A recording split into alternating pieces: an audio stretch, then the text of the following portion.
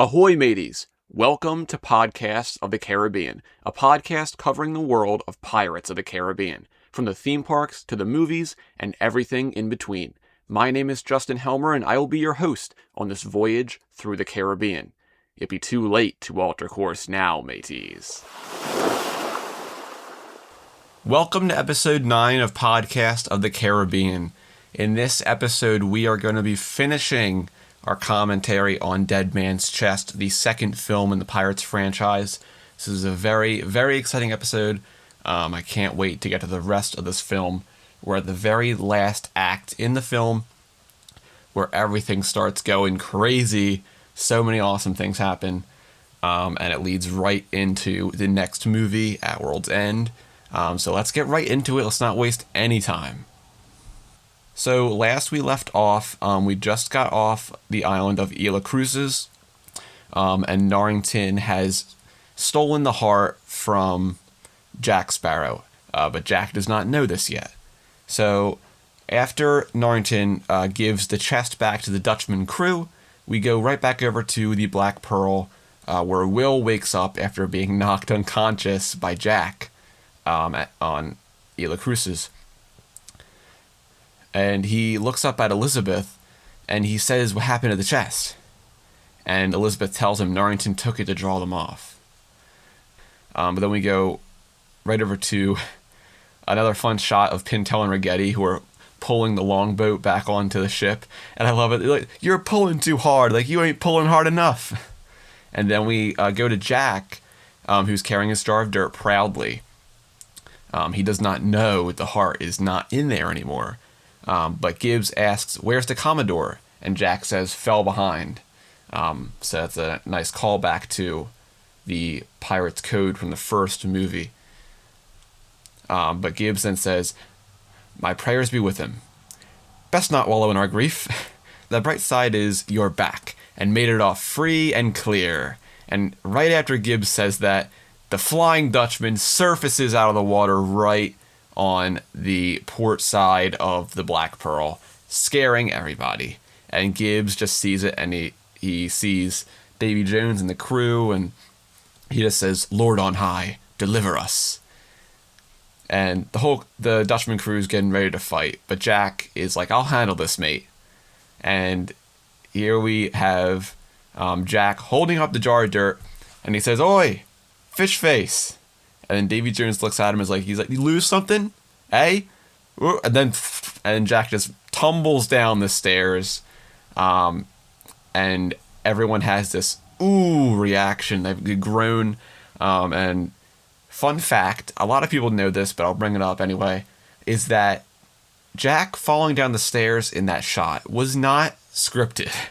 That was not supposed to happen. That was Johnny Depp accidentally falling down the stairs. And Orlando Bloom's reaction, Keira Knightley's reaction, Lee Ehrenberg and Mackenzie Crook, and everyone's reactions are all genuine reactions.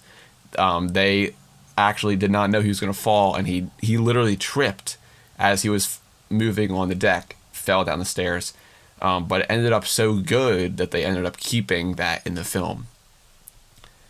But anyway, Jack just gets right back up, and he's like, got it. He's like, come to negotiate, eh? Have you slimy git? Look what I've got. I got a jar of dirt. I got a jar of dirt. And guess what's inside it? And Jones is not having any of this. He's like, enough. And then he orders his men to start bringing out the cannons. And Jack sees this, and he's like, hard to starboard. And then after a second, everyone's like, hard to starboard. And then Will's like, brace up the foreyard. And then Gibbs is just flipping that wheel starboard, like flying the ship over as fast as possible. And then we go right back over to the Flying Dutchman. And Davy Jones tells, I think it's Greenbeard. It looks like Greenbeard. He says, hard to starboard. And then he tells Macus, send his beloved Pearl back to the depths. And then Macus gives the order to fire, and the cannons go off. Some cannons impact the Pearl, and they just absolutely decimate the captain's cabin. They blow the doors off, they blow the back windows, and Pintel and Rigetti just see the Flying Dutchman behind them, and they're like, "She's on us! She's on us!" And they run up to the to where the wheel is on the ship, and then we go over to the Flying Dutchman, and then we have a great line, one of my favorite lines from Davy Jones here, when he says, "Let them taste the triple guns." And then he brings out the triple guns. But they start firing, and one of the cannonballs takes out the one of the lamps on the back of the Pearl, and then another one hits the bow and sends one of the pirates overboard. But Jack comes up on deck, and he looks up at the sails to see where the wind is blowing. Then he pushes Gibbs off the wheel and moves the ship over to the wind, and you can see there's a shot of the wind actually filling the sails of the Black Pearl. It's hard to notice, and a lot of people may miss that, but that's how Jack is able to sail the Black Pearl out of reach of the Flying Dutchman, is because he catches the wind. Then we hear this in a second from Will. But as they're outrunning the ship here, Pintel and Rigetti go to the railing, and they're like, "Come on, me darling, show us what you got." And then we have this great shot of the Black Pearl, everyone on deck, and then just the Flying Dutchman in the background shooting its guns. But Elizabeth says she's falling behind, and then Gibbs like, "Aye, we've got her." And then Will's like, "We're the faster?" And then Gibbs says, "Against the wind the Dutchman beats us, that's how she takes her prey. But with the wind." And then Will answers, "We rob her advantage." And he's like, "Aye." And then at this point, the Pearl is out of range for the Flying Dutchman, and Kalenico says, "We're out of range." And then Davy Jones says, "Break off pursuit, runner light and douse canvas." And then Macus asks, "We're giving up, sir." But Davy Jones does not answer, he just smiles. And then we have a quick shot of the crew beginning to raise the Kraken hammer, so we know what's about to happen. But the Black Pearl crew does not know what's about to happen, so Marty says, "They're giving up," and then everyone starts celebrating. Pintel and Rigetti are dancing. They're all cheering. But Will comes up to Jack, and he's like, "My father is on that ship. If we can outrun her, we can take her. We should turn and fight." And then Jack's like, "Why fight when you can negotiate? All one needs is the proper leverage." And then right after he says that, a large swell sends the jar of dirt right off the railing, and it falls on the deck and breaks open. And Jack sees this, and he is scared. He's like, "Ah!" And he runs down to his sadly destroyed jar of dirt, going through the dirt, but he doesn't see the heart. And he says, "Where is it? Where's the thump thump?" Of course, oblivious to the fact that Norrington took it a little earlier.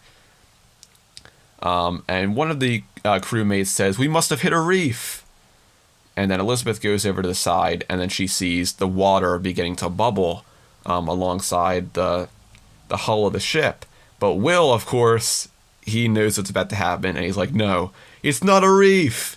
And then he immediately runs over to Elizabeth and pulls her away from the rail. And then she asks, "What is it?" And he says, "The Kraken."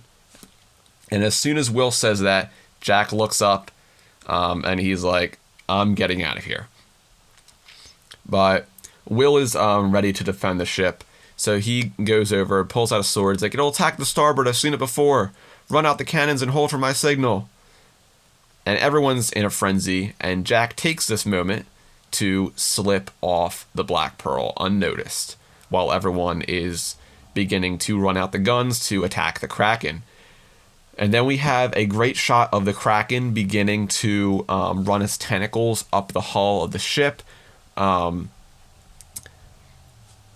as they're doing that, they just keep coming up, and then Pintel and Rigetti, who are trying to load their cannon, Rigetti points out to Pintel the tentacle that is going right over the gun port. And now at this point, everyone is just all quiet. But Will comes down and he says, "Easy, boys." And then we have a look up on the top deck where everyone has some spears and everything to fight, including Elizabeth. And then she asks, "Will?" And then we go back down to Will, and he's like, "Steady, steady." And then I love this moment because it really builds up the anticipation of the Kraken attacking. But then we go back up to Elizabeth, and she's like, "Will?" And then Will says, "Hold. Hold." And then Pintel's like, "I think we've held fire long enough." And then we go back up to Elizabeth one more time, and she's like, "Will?" And he's like, "Fire!" And then all the cannons go off, blowing the Kraken's tentacles. And one of the tentacles goes down and hits the longboats on deck. So keep that in mind. But they shoot all the tentacles. They all retreat and go back under the water. And all the pirates are cheering. They think they've bested the Kraken. But Will he knows better. And he's like, "It'll be back. We have to get off the ship." But Elizabeth says there's no boats. And then Will sees all the longboats have been destroyed, unfortunately. A very precise move by the Kraken, by the way, to destroy the longboats. But Will sees these longboats, but he sees a gunpowder barrel rolling alongside these boats. So that gives him an idea. And he begins to think about his plan here, and he's like, "Pull the grates, get all the gunpowder onto the net in the cargo hold." And then he grabs a musket and gives it to Elizabeth, and he's like, "Whatever you do, don't miss." Then Elizabeth says, "As soon as you're clear." So everyone at this point is getting ready for Will's plan. So Will is planning to get a bunch of gunpowder grates into a cargo net, and they're going to have that cargo net with all that explosives. Hopefully that'll kill the Kraken. And that is Will's plan. So they're pulling the grates out. They're throwing all the gunpowder barrels onto the cargo net. But one of the pirates, and by the way, this pirate is also the guy from Tortuga earlier, where he's like, my wife has run off with my dog and I'm drunk for a month. And I don't give a ass rat if I live or die. I love this guy. But he's like, "We are short-stocked on gunpowder. 6 barrels. And Gibbs hears this, and he goes over to Will, and he's like, "There's only a half dozen kegs of powder." And then Will's like, "Then load the rum." And Will runs away. And at this point, everyone is just silenced, and they're all looking at Gibbs. And after a big long pause, Gibbs is like, the rum too." And then everyone's like, "Oh, come on." They start loading the rum along with the gunpowder. Then we have a great shot of the Kraken moving beneath the water over to the Black Pearl. Love that shot. But it goes past the Black Pearl to a longboat in the water, and we see that Jack Sparrow has abandoned ship and is rowing away to the land in the distance. Now, I don't know if the land in the distance, if that is Isla Cruces. It's never... I mean, that's the closest island they were to, so maybe it's Isla Cruces. But either way, he's trying to just get to land where it's safe. But we go back over to the Black Pearl, and Elizabeth gives some orders to Cotton, and she sees Jack in the longboat rowing away. And she says, "You coward." And right after she says that, everyone on the ship is rocked. The ship rocks in the water, and the Kraken is back. And Cotton and Marty on the capstan, Marty's like, "Not good."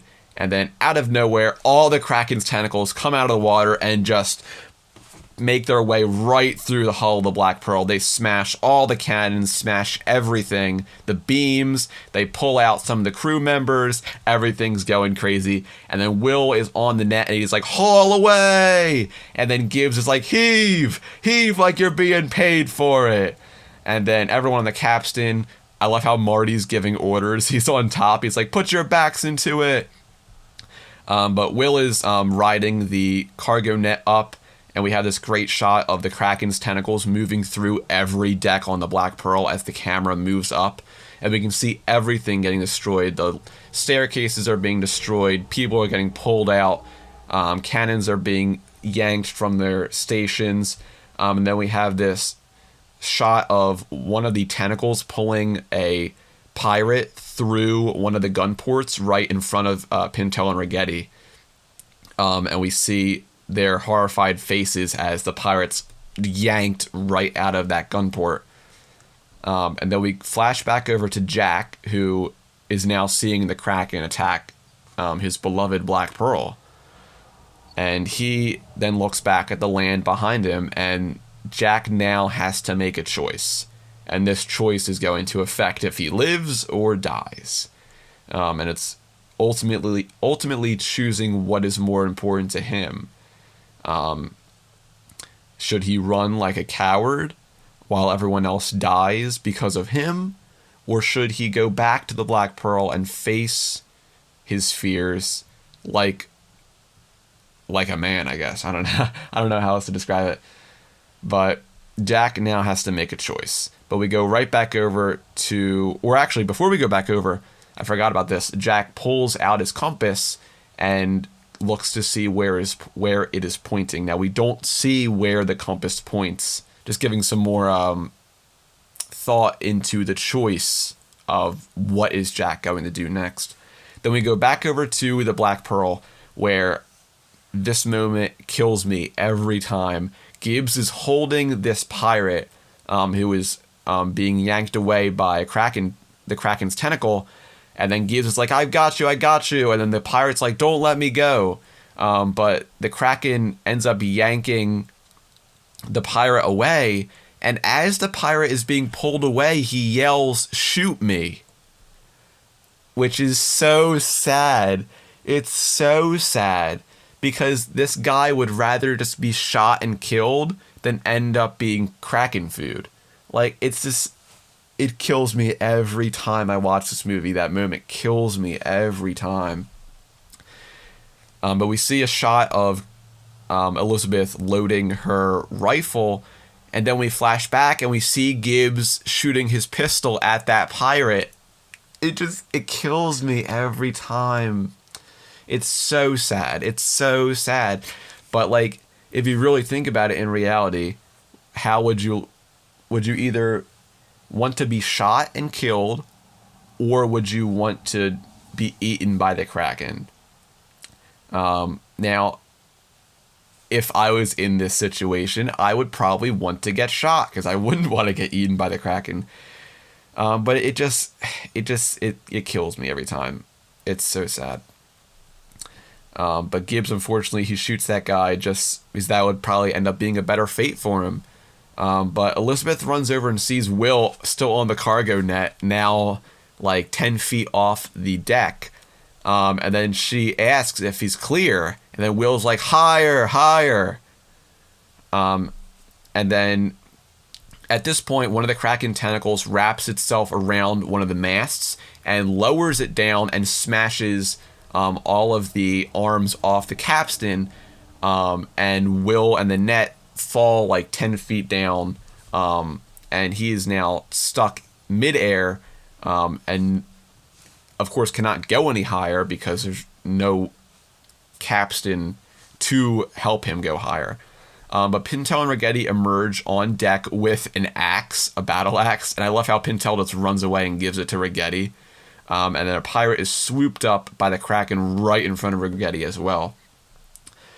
But at this point, Will is just stuck on the net, and he's trying to lure the Kraken's tentacles over to him. So he's like, here, come on, come and get me, I'm over here. And he's like swinging his sword. But one of the Kraken's tentacles flips on deck and wraps itself around the cargo net, sending Will in a absolute frenzy, and Will drops his sword as the net is being tangled around the Kraken's tentacle, and now Will is stuck upside down and his leg is stuck inside the net. So he pulls out his knife and tries to start sawing the ropes open so he can get free before the explosion happens.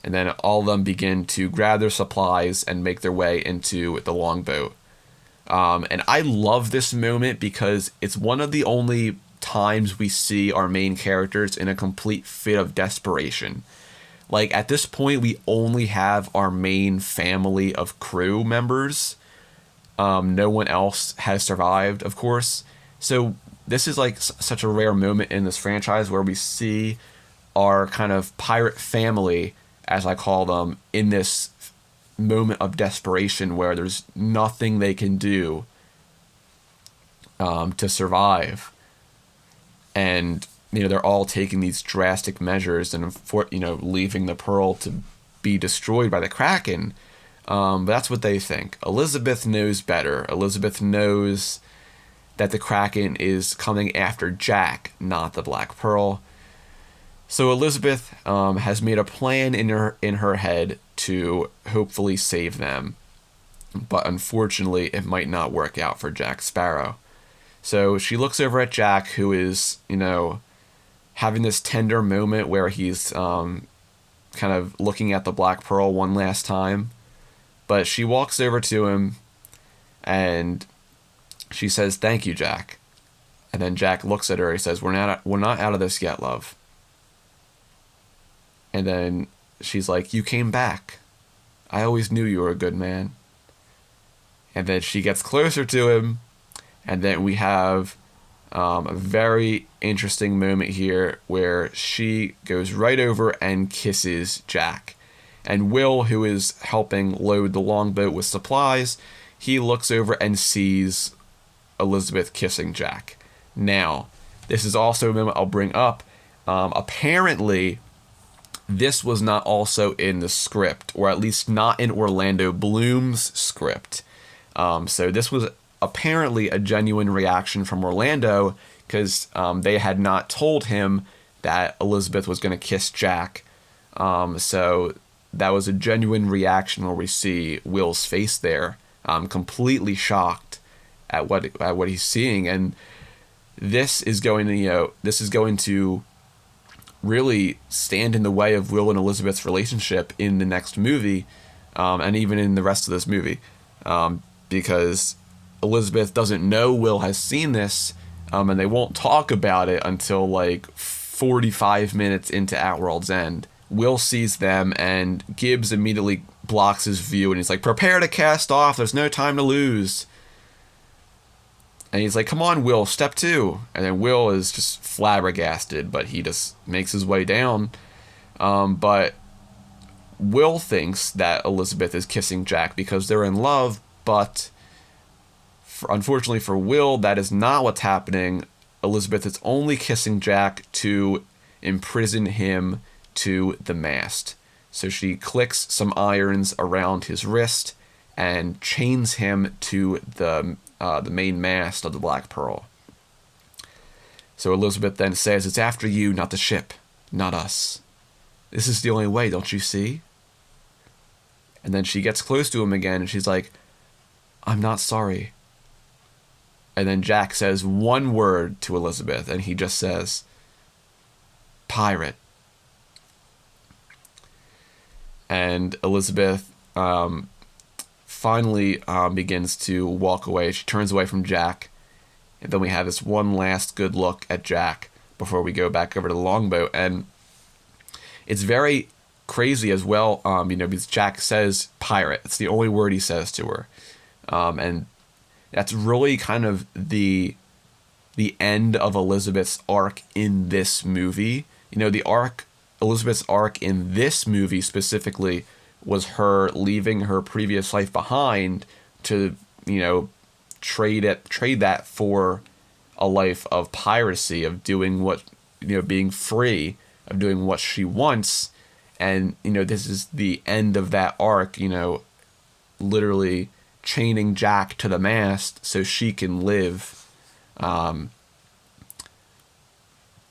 So it's a very, very cool way to end Elizabeth's arc in this film. Of course, her arc is not finished at all. We still have a ton of growth for Elizabeth in the next movie. But we have this great last look at Jack, who sees, of course, he's now imprisoned to the mast. Elizabeth gets into the longboat, and then Will asks, "Where's Jack?" And then Elizabeth, of course, doesn't know that Will saw them kissing, so Will is a little butthurt in this moment. But Elizabeth is like, he elected to stay behind to give us a chance.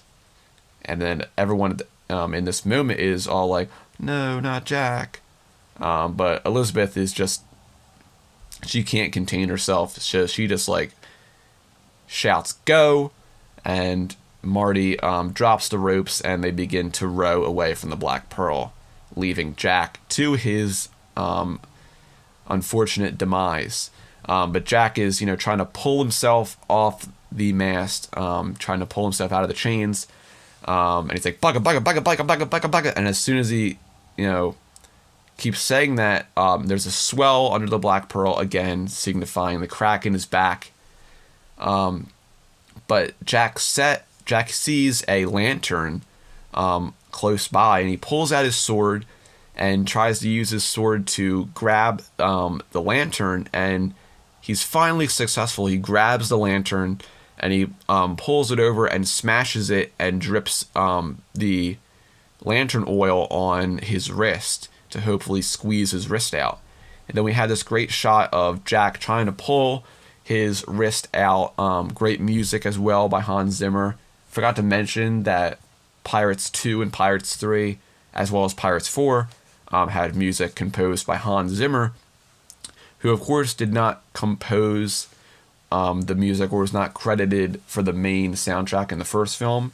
But of course he did write the major themes, but this is the first movie he is credited as the official composer for Pirates of the Caribbean.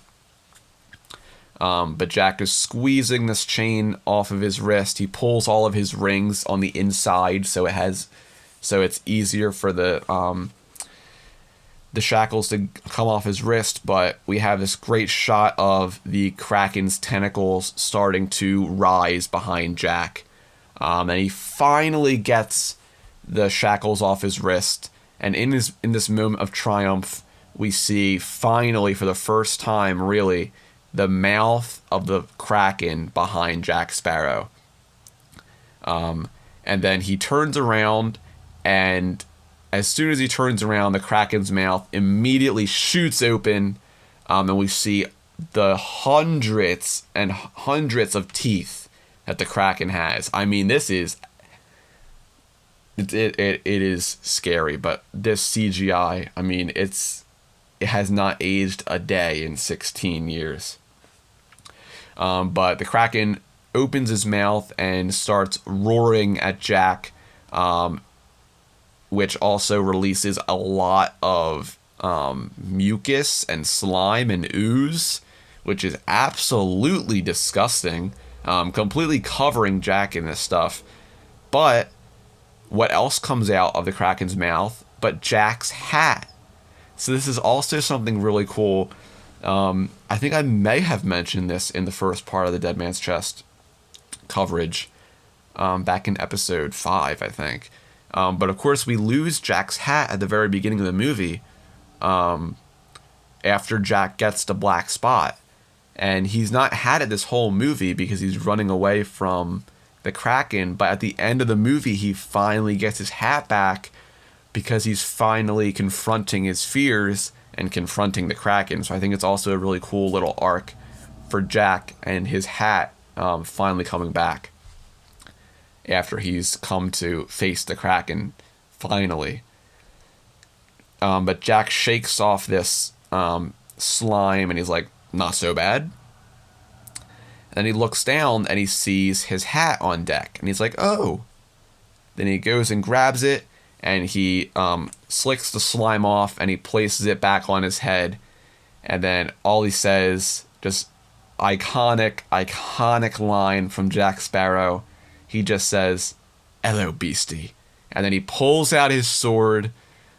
Oh my God, the score here, the music playing in this scene is absolutely incredible. He pulls out his sword, he goes over next to the Kraken's mouth. He places his leg on the cannon and readies his sword in a heroic stance. And as the Kraken's mouth devours him, he just throws his sword in, attacking. And then we just see a great shot of the Kraken's tentacles completely wrapped around the Black Pearl, beginning to pull it down under the waves, as the rest of the crew watches in horror as Jack and the Black Pearl are taken down by the Kraken. So, of course, Jack spent this whole movie trying to outrun the Kraken, outrun his death. But he realized in the end there was no way of escaping that fate. And he'd rather go out a hero than just stay a coward for the rest of his life. And who else is watching the Black Pearl be taken down but Davy Jones and the Flying Dutchman? So Davy Jones finally sees the last remnants of the Pearl being taken under, leaving absolutely nothing in its place. And then Davy Jones just says, "Jack Sparrow, our debt is settled." And then I love the Dutchman crew has some great lines here where Polifico comes up and he's like, "Captain goes down with his ship." And then Macus is like, "Turns out not even Jack Sparrow can best the devil." And then Davy Jones turns around to Macus and he's like, "Open the chest." And then they all look at each other and Davy Jones is like, "Open the chest, I need to see it." So they all grab the chest and they place it down. And they open it up and Davy Jones comes over and finally flips the lid, and he gasps and stands back in shock, and he just shouts, "Damn you, Jack Sparrow!" And of course there is nothing in the chest, because Jack Sparrow did not take the heart, Norrington took the heart. And then we go right over to Port Royal, where we go back to Beckett, who we haven't seen in a long while. We have not seen Beckett in a very long time in this movie, I feel like. But he is just sitting there, absolutely just... he has like such a annoyed look on his face in this scene.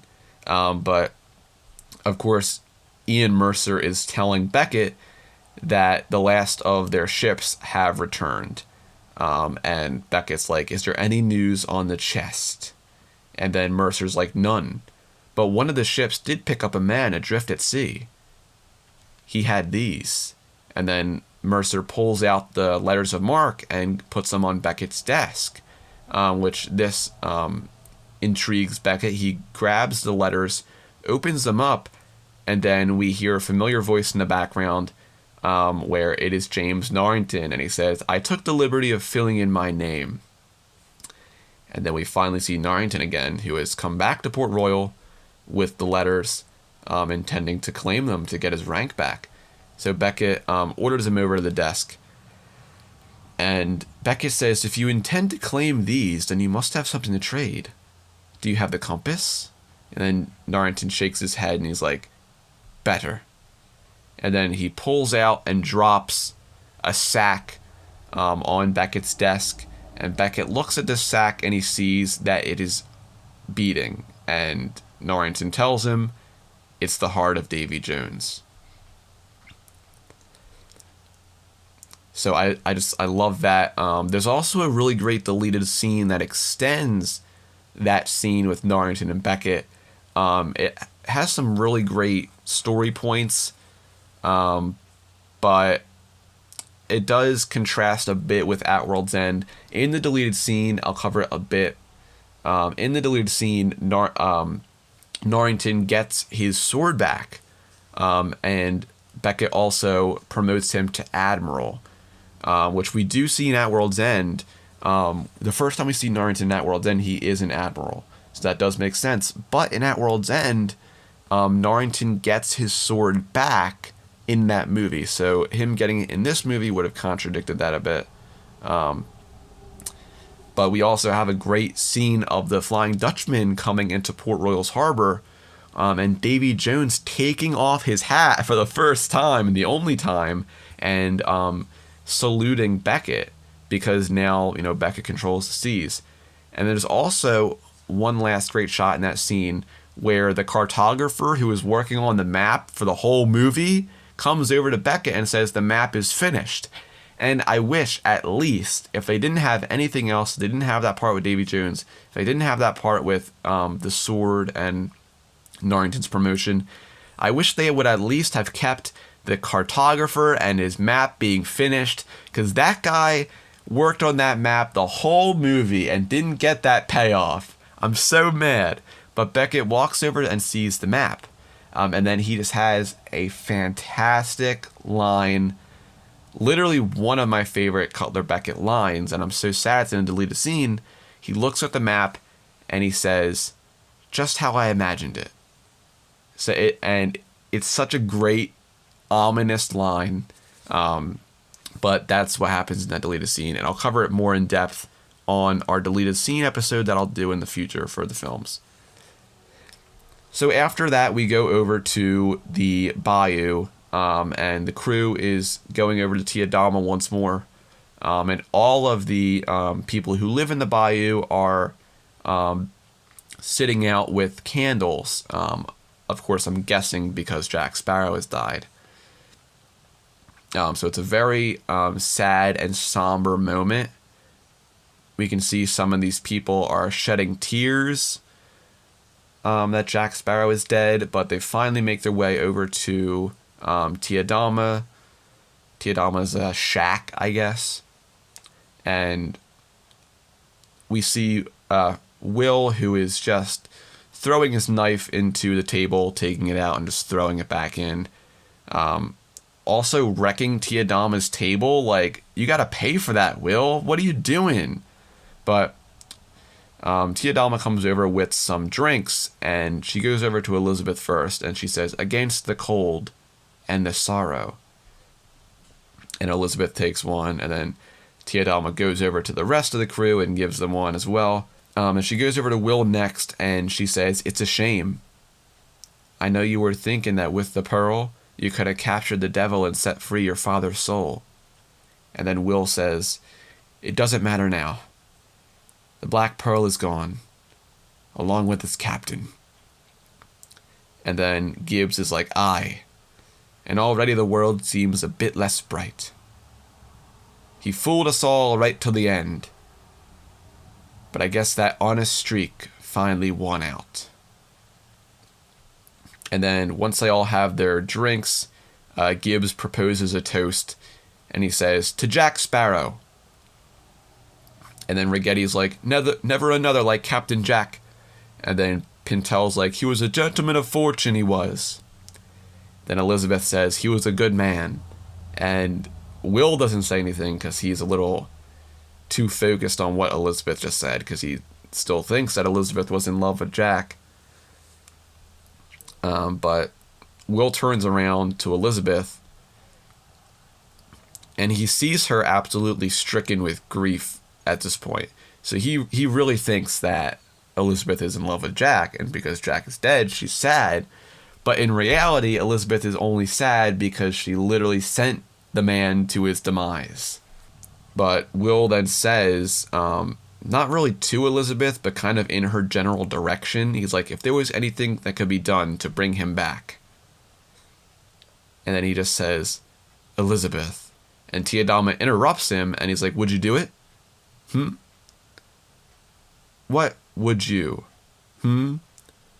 What would any of you be willing to do? Would you sail to the ends of the earth and beyond to fetch back witty Jack and him precious pearl?" And then we have a brief pause, but Gibbs gets up first, and he says, "Aye." And then Pintel stands up, "Aye." Then Righetti says, "Aye." And then we have Cotton and his parrot. His parrot says, "Aye" as well. Then Elizabeth says yes. And then Will finally says "aye" as well. And then Tia Dalma says, "All right. But if you go and brave the weird and haunted shores at world's end," title drop, "then you will need a captain who knows those waters. And in this moment, we finally have the end of this film with someone walking down the stairs. Everyone is intrigued to see who it is. And before we see who it is, I mean, a lot of people, everyone knows who it is already, but I'll bring this up. Another unscripted moment here. So this character's return was not in everyone's script. They had no idea who was walking down the stairs. Or actually, I believe, if I'm right here, I believe they told them that it was going to be Anna Maria that was coming down the stairs. And Anna Maria was going to be the one to take them to Davy Jones' locker. So everyone was expecting Anna Maria, apparently. But they were all super shocked to see who actually walks down the stairs. And then we finally see who it is, and it's none other than Hector Barbosa, back from the dead. And he says, "So tell me, what's become of my ship?" And then Jack the Monkey jumps up on his shoulder, and Barbosa takes a bite of his famous green apple, and he just laughs.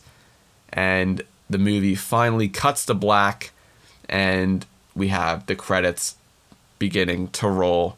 And that is the end of Dead Man's Chest. Yeah, amazing. So everyone's reaction, of course, to Barbosa coming down the stairs was completely genuine. They had no idea Barbosa was coming back. Apparently, what I've read is that they thought it was going to be Anna Maria who was coming down the stairs. So I just love that. I love their genuine reactions there. But I'll also quickly go over the end credit scene of the film, as I did for the last movie. It's a very kind of pointless end credit scene. It doesn't have anything to do with any other coming events. But we go back over to the island of the Pelagostos, who are now worshiping their new chief, who is none other than the prison dog. So, of course, the prison dog has survived, and he is now the chief of the Pelagostos. And that is our end credit scene for Dead Man's Chest. But I love this movie a lot.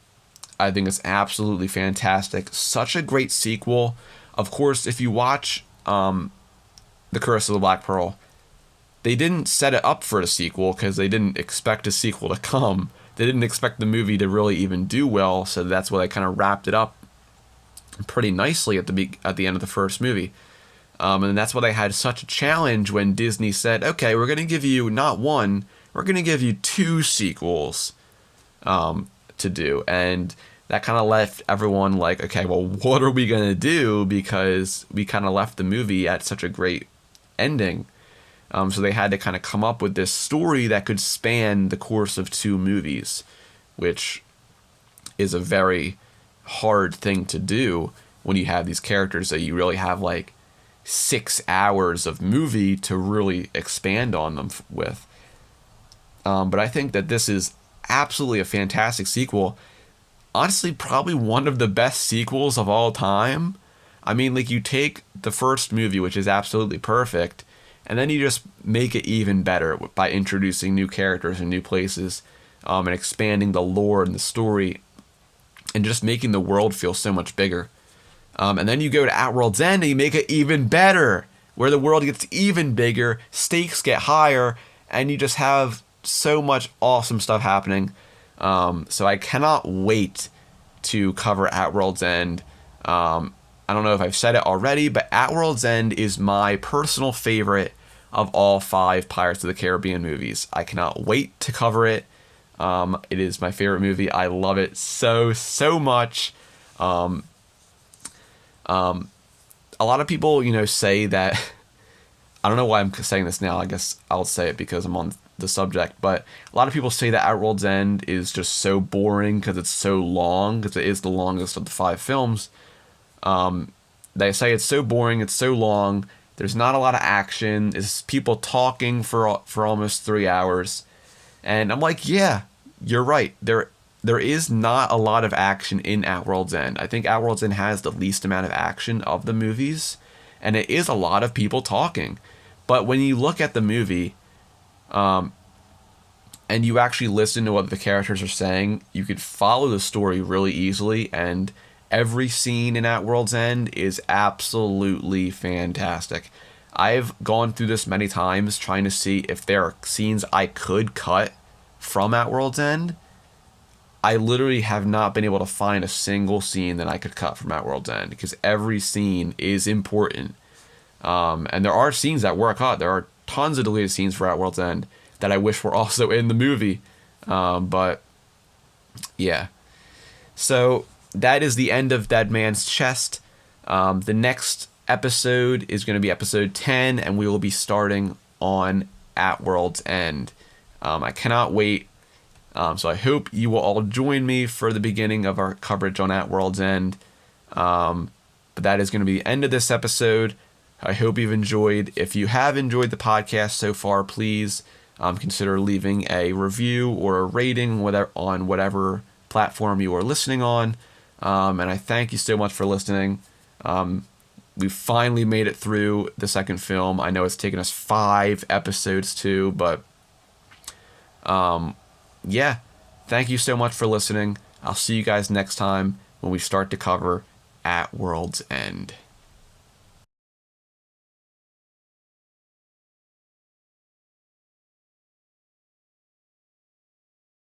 Podcast of the Caribbean is in no way affiliated with Disney. If you want to send me an email or a question, send it over to podcastofthecaribbean@gmail.com.